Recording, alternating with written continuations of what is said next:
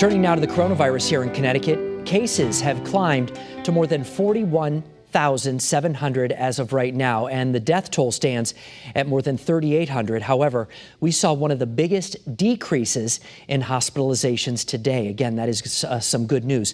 Meanwhile, houses of worship can also reopen their doors as soon as this weekend.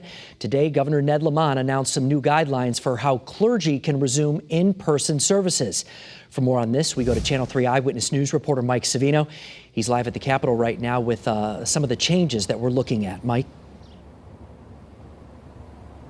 Yes, and Mark, these houses of worship, they'll still have strict limits on how many people can actually attend the services in person. And there's also other changes, including having to wait on some common practices, including singing and group chanting. And even with these changes, some clergy say they're still not ready to open. We thought this was a time where we could open up the lens just a little bit. Governor Ned Lamont saying today that it's safe to return to houses of worship. He also unveiled guidelines for that to happen. The clergy who helped create the plan also agree it's time. We are in some perilous times, doubly so with this pandemic, but also the resurgence of racism.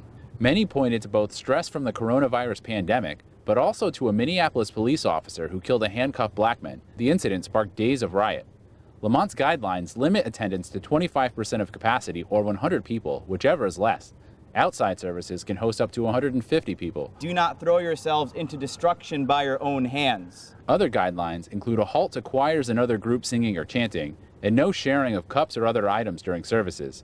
These are guidelines from the CDC. The conservative Yankee Institute was critical, saying the governor is taking his restrictions too far, seeking to chill the exercise of sacred rights for which Americans have paid in blood, and treating big corporate businesses better than houses of worship and people of faith.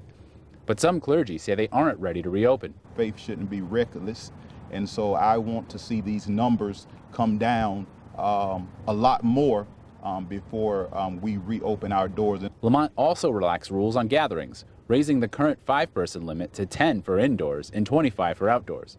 He said more guidance could come next week on youth sports and recreational activities. Still, he urged people to remain vigilant. This virus is not behind us and is rearing its ugly head a second time.